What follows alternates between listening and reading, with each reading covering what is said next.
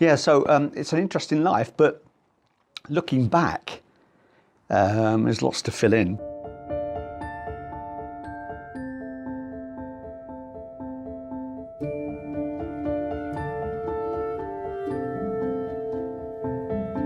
Crazy, yeah, they were in the next street.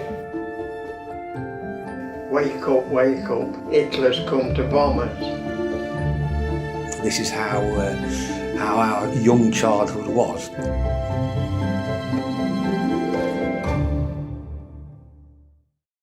Well, having a sort of Londonish accent up here in Derby is quite interesting.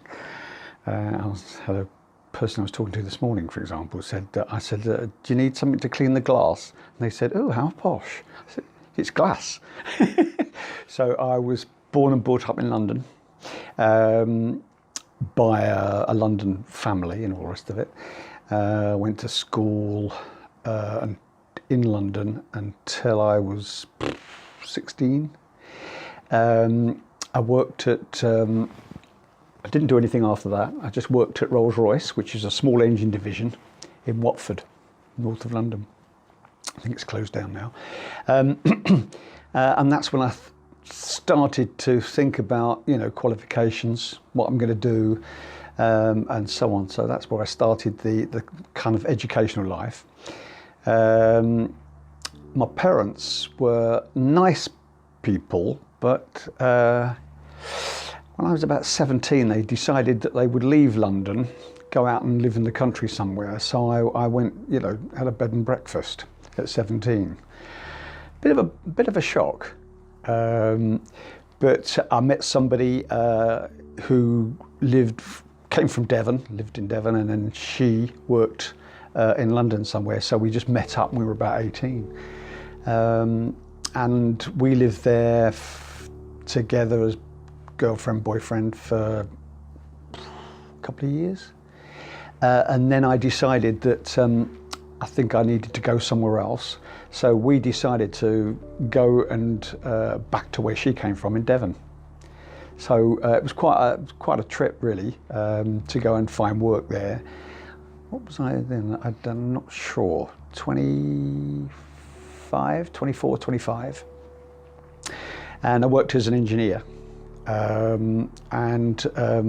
We had 2 children, grew up in Devon. And then I decided that, maybe it's just in the blood, but I decided that I wanted to move and work somewhere else, completely out of the UK. So I looked for a job and found a job in Zambia, in Africa, in the mining industry. So that, as an engineer. Looking back on it, my wife at the time, we're not married anymore, she said, why did you do this? I said, I'm not sure. The kids were 4 and 6 years of age. But anyway, we chuffed over there, and that was in 1974-ish.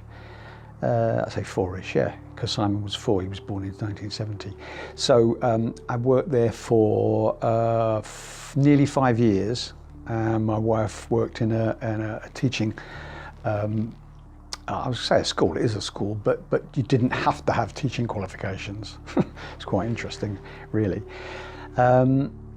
So the kids went to school, which was pretty good. It was quite a safe environment, although across the borders, things were going on in Zimbabwe and things like that. But we had quite an interesting life. And the kids came back. Well, when did we bring them back? They were 11 and 9 by that time. And I still talk to them about, our experience. And sometimes, if we've had a drink, it's, why the hell did you take us there? And when you say to, folks like I used to do, I worked in the middle of Africa for 5 years with my 2 kids. Some of the people the students in the room gasp. What, do you know what you were doing? It's so dangerous. And well, okay, yeah.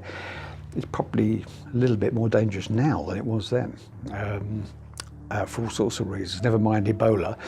But there was quite a lot of government changes going on at that time, from old colonial Africa, including Zambia, where I was, to Zambians and Zimbabweans and Botswanans wanting to govern and rule their own country. Apartheid was still going on in South Africa, and it was quite an interesting time, really. But that was something about, I don't know what it was. I can't really imagine. But I came back from Zambia and I wanted to do a master's degree in ergonomics, which is the study of workplace and the human aspects of it. And Loughborough at the time was the place to do ergonomics. Well, it still is actually, but it was particularly one of the places to go. I mean, the sport bit came on because Loughborough is famous for sport, obviously. And so I got that degree, and at the end of that time, I thought, what will I do? I must have been 30, just over 30 then, and I looked for jobs in education.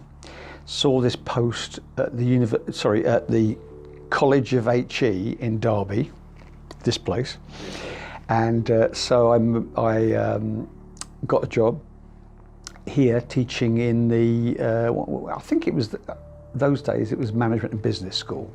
Might have changed a bit, but we were still a College of HE, Derby College of HE.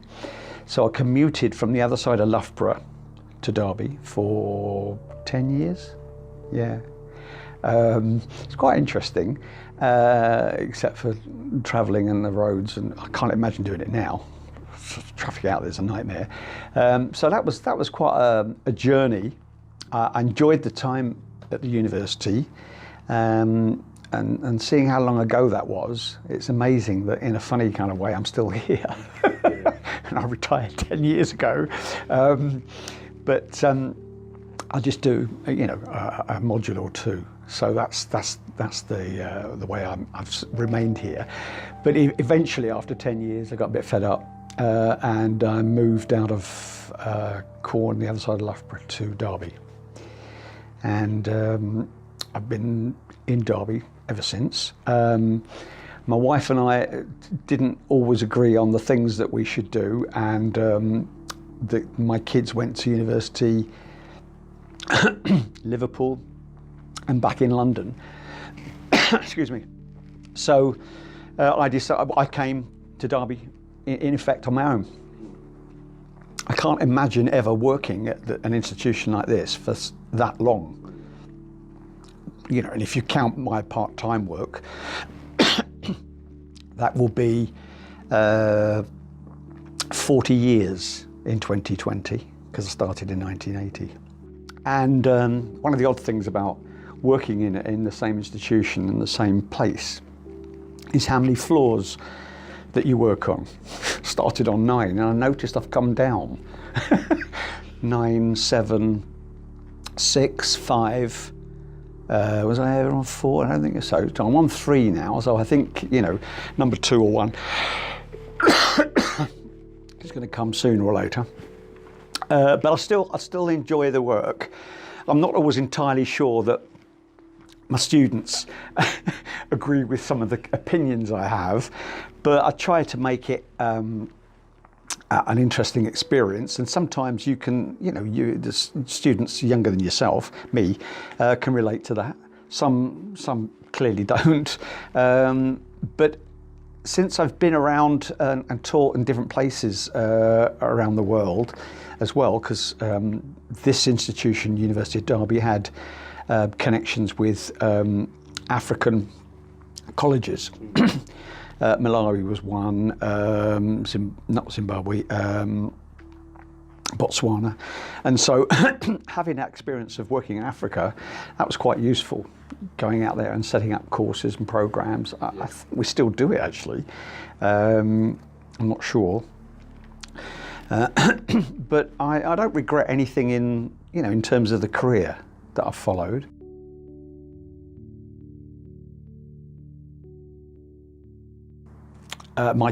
Both my children, my mother and father never went to university. They were bright people. They never did. My two elder sisters did go to university. I didn't, and as I said earlier, I'd left school at 16 and waited until I was 30 to go to university, which I still think is not a bad thing. My kids, when they were 18, left school at A-level level. They both chose university and off they went. It was interesting. Their lives, very different from what I wanted to do and what I did do. They wanted to do, well, my son did sports science originally, and my daughter did languages and so on. And I think a gap year, she went to France, and finally after a degree she stayed there, met someone, had children, and never came back. We communicate a lot, but yeah, and Simon, he did his first degree in sports science at Liverpool, then he went to Loughborough, and then he did a PhD before his dad, before me. And that encouraged me a bit, a good deal before I did mine. But so he met someone in there, and that was quite interesting. His wife now, and she was a bit of a sports freak, and she still is, and she does triathlons, and they run a sports training coaching club in California, in San Diego, called Braveheart Coaching. She was Scottish, so it was Braveheart this and Braveheart that. The other side, my daughter, who went to France to take a French degree, she met somebody and had 2 kids, and I communicate with them quite a lot. They know English, British culture, because they got an English mum, but their dad is French, so they speak perfect English and French, which is quite an advantage. It's not always, well, knowing a language isn't always the same as knowing all the insides of being a British person. And I remember my first, if I'm allowed to say this, I remember my first, I took my grandchild Lawrence when he was about 11, he's 20 now. I took him to see Derby County. So originally, when I came from London, I was a Tottenham Hotspur supporter. But moving north and coming here, I soon got into the Derby County thing. But and when Derby County moved to Pride Park, I took Lawrence a few years ago now, and the very first thing he said to me was, "Pappy Joe, what is a sheep shagger?" And so I tried not to laugh too much. And so I said, "Let's go and have a burger and a coffee." And he said, "Yeah, sure, lovely." And then when we got home, he also said to his mother, who didn't like football particularly, he asked her the same question.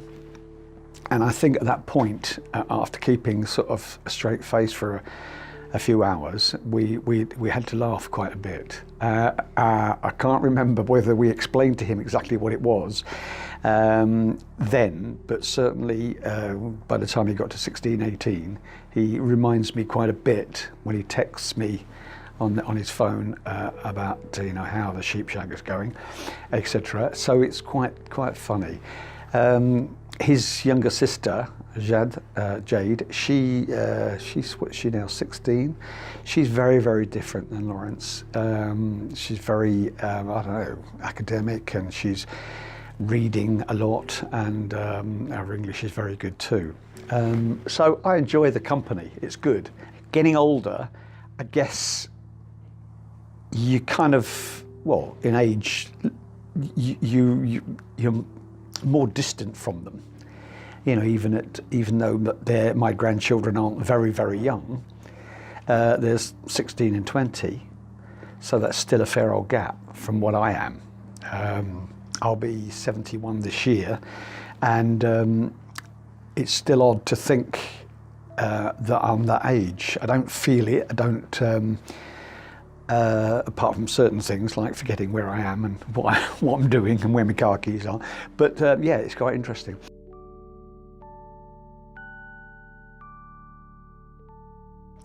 I worked at the university here until full time, until I was 60, and because we've got good terms and conditions, retirement pensions and so on, I retired. But I think it was a couple of weeks. I was going to continue to do some part-time work, but within a couple of weeks, somebody said, "There's a research project coming up. Are you interested?" And I said, "Yeah, I am.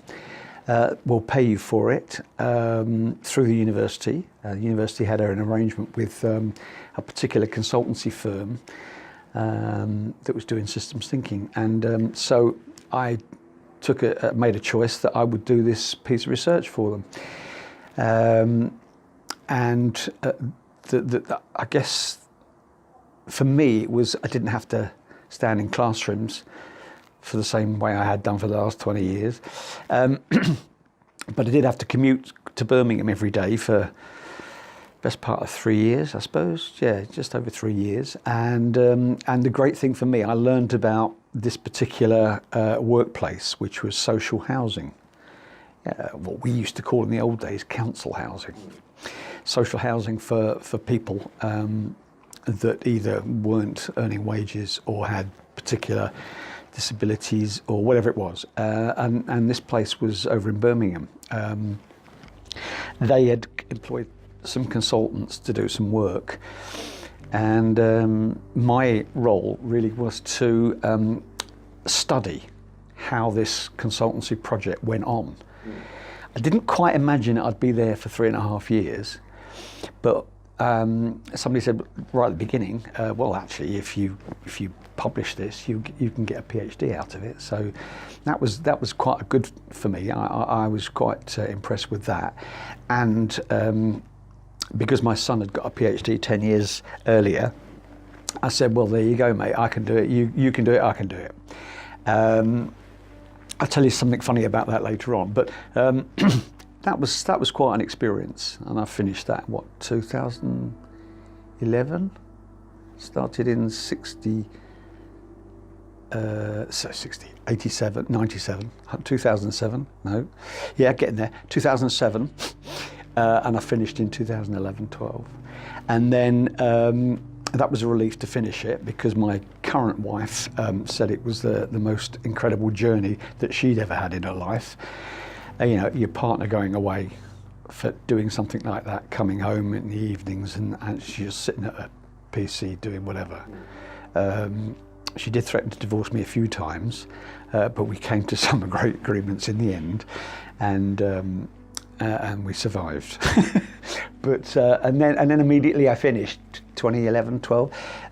I got an offer to do some part-time work at the university, so I've been doing that for 5-6 years now, and it's still okay. I still enjoy it. Some of the students, that I see and meet, and maybe you even know some, I enjoy that kind of interaction. It's interesting when you're a good deal older than the student cohort. There's kind of mixed feelings, I guess, on both sides. Who is this from the student point of view? Who is this old fart? And then from the lecturer's point of view, who's this kid in front of me that is, early 23 and that hasn't done anything? Has done a degree probably, because this was a master's program, postgrad. So that was quite interesting as well, and I still enjoy the right word. I still get some satisfaction from that, a good deal of it, and some of it's about your own feelings, in terms of somebody wants your information, your knowledge, your background. So some of that is a bit self-indulgent, but it's quite interesting.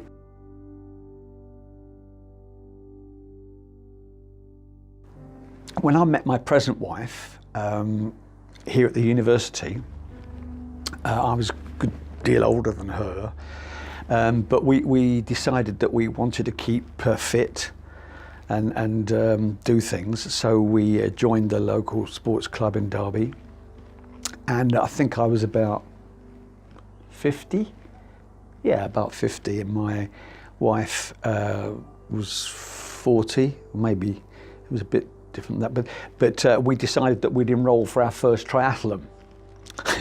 And everybody said, "You're bonkers, what are you doing?" And so we got fit for it, and our first one was the Derby sprint triathlon, and we did, must be at least 20 of those,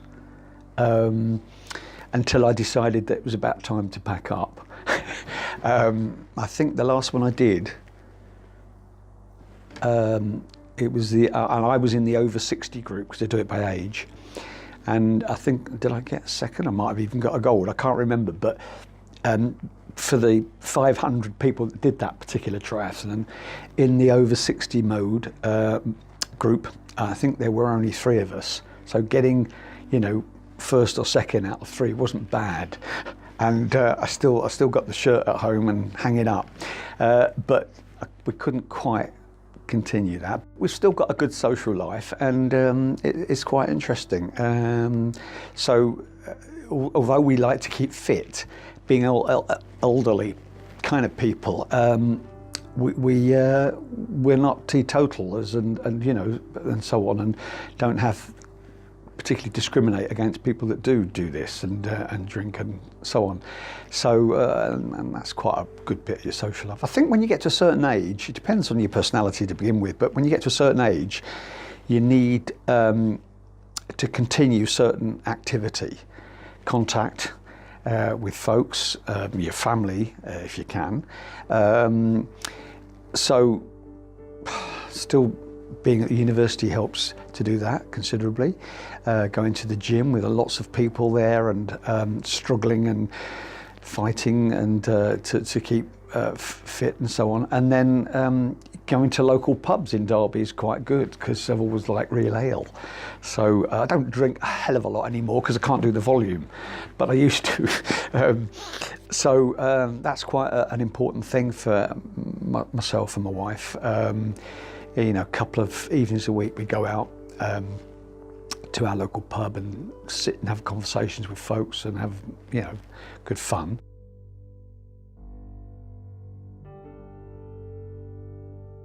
We also have 2 lives, because although we're